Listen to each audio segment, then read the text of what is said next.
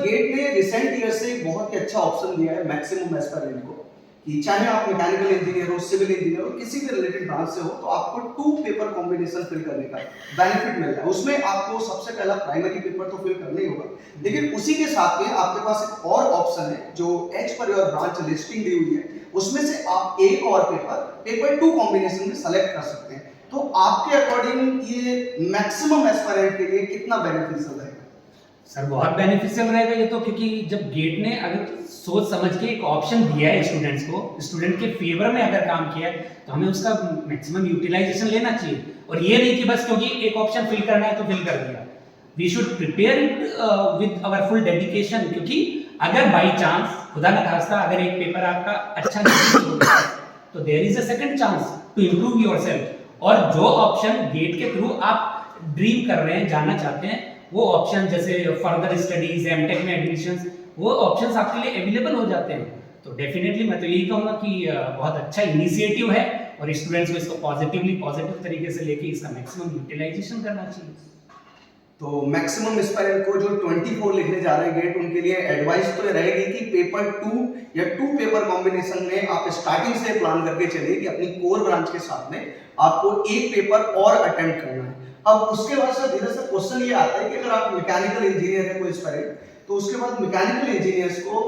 2 paper लिख सकते हैं, एक पीएनआई और एक एक्सी। तो कौन सा ज्यादा बेनिफिशियल रहेगा, किसको सेलेक्ट करना चाहिए? अगर मैं सिंपल कहूं कि एक्सी ओवर पीएनआई या फिर पीएनआई ओवर एक्सी, तो इसमें कैसे सिलेक्शन करना चाहिए?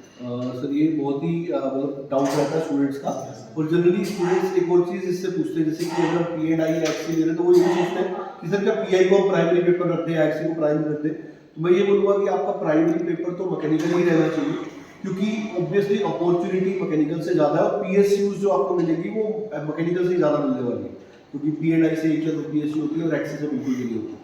और दूसरी बात, अगर आप पीएनआई और एक्सी का सिलेक्शन कर रहे हैं, तो मैं आपको एक जो सबसे बड़ा डिफरेंस है कि एक्सी अगर आप कर रहे हो तो आपको सिर्फ 2 सब्जेक्ट्स पे कमांड रखनी है, और वो 2 सब्जेक्ट जो है वो फंडामेंटल, मतलब अगर आप चाहे कोचिंग कर रहे हैं या खुद से प्रिपरेशन कर रहे हैं, strength of material, fluid mechanics ऐसे सब्जेक्ट है जो इवन आप बीटेक में भी सबसे ज्यादा फोकस से पढ़ते हो, क्योंकि आपके स्टार्टिंग फेज में ही आ जाते हैं, और बाकी सब सब्जेक्ट कहीं ना कहीं इसकी एप्लीकेशन को यूज करते हैं। तो मुझे ऐसा लगता है कि अगर आप कम सब्जेक्ट्स करना चाहते हो, अगर आप बहुत ज्यादा सब्जेक्ट्स नहीं करना चाहते हो, तो एक्सी वुड बी बेटर। और एक और बेनिफिट भी एक्सी के साथ है कि जैसे आपको 100 एफएमडी में बात कर रहा हूँ, तो इसमें मतलब अगर आप strength of material, fluid mechanics या फिर फ्लूइड मैकेनिक्स, थर्मोडायनामिक्स इस तरह का सिलेक्शन चूज करते हो, तो कहीं ना कहीं मतलब मार्क्स ऑप्टिमाइजेशन वाली चीज भी आ जाती है।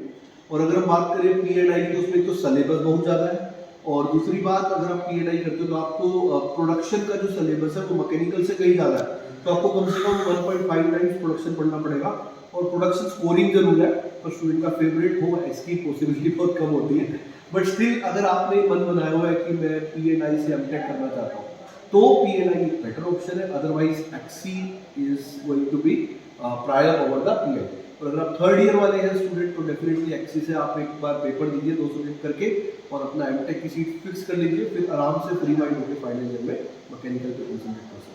एक सर एक और पॉइंट कि कुछ स्टूडेंट्स का सिर्फ ये ड्रीम होता है कि आईआईटी से एमटेक करना है, तो अगर एक्सी और पीआई लेंगे क्योंकि कंपटीशन कम है,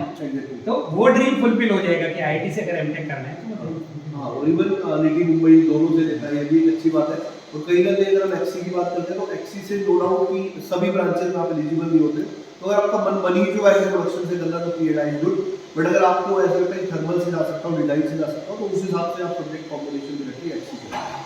सर इसमें जैसे आपने आपको बताया कि एक्सी में 2 पेपर कॉम्बिनेशन रहते हैं, कि या तो आप 2 सब्जेक्ट कॉम्बिनेशन रहते हैं, कि या तो आप स्ट्रेंथ ऑफ मटेरियल सेलेक्ट कर लीजिए या फिर सेलेक्ट कर लीजिए। ऐसे ही अगर स्टूडेंट पीएनआई सेलेक्ट करें, तो क्या उसको प्रोडक्शन और इंडस्ट्रियल ही करने होंगे या उसके अलग भी सब्जेक्ट हैं? उसमें सभी सब्जेक्ट्स हैं, बट हाँ प्रोडक्शन और इंडस्ट्रियल ज़्यादा वेटेज का है,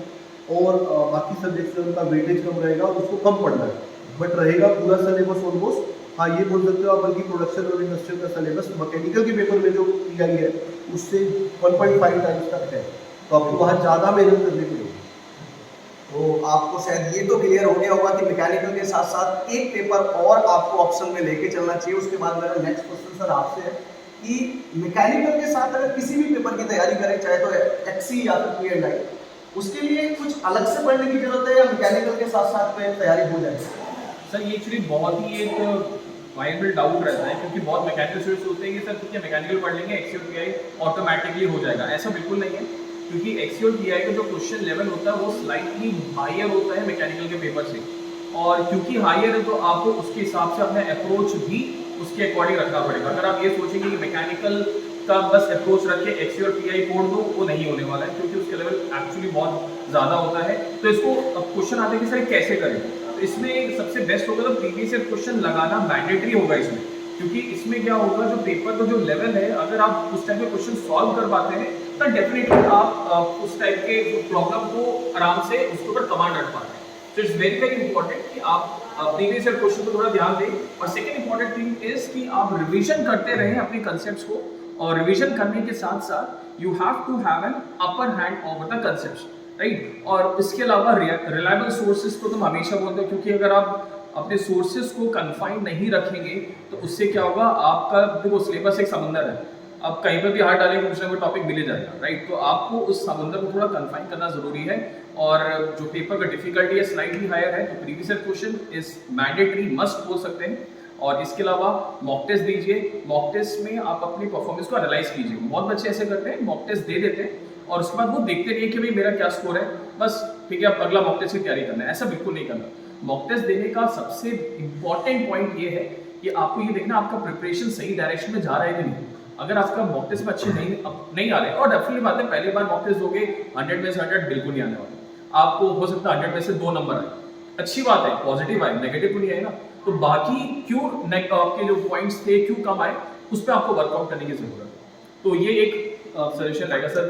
कि एक्सी और पीआई में थोड़ा सा अपर हैंड रखने के लिए। और सर अगर एक्सी और पीआई मान लीजिए पहले होता है तो वही मॉक टेस्ट का भी काम करेगा। एग्जैक्टली। और सर एक्सी में मैं बोलूँगा थर्ड ईयर वालों को तो आंख बंद करके एक्सी देना ही चाहिए, क्योंकि थर्ड ईयर वालों के लिए तो एक बहुत ही अच्छी अपॉर्चुनिटी है एक्सी का पेपर। जितना अच्छी कमांड होगी बेसिक सब्जेक्ट पे उतना ही आप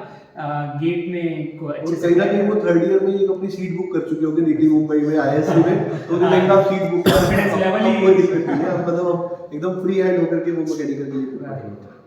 तो आई थिंक ऑलमोस्ट सारी चीजें क्लियर हो गई हैं। जितने भी एस्पिरेंट हैं 24 के लिए, वो आप स्टार्टिंग से ये प्लान करके चले कि पहला पेपर जो होगा आपकी core branch plus 1 more paper you need to fill, उसी के अकॉर्डिंग आप तैयारी करें।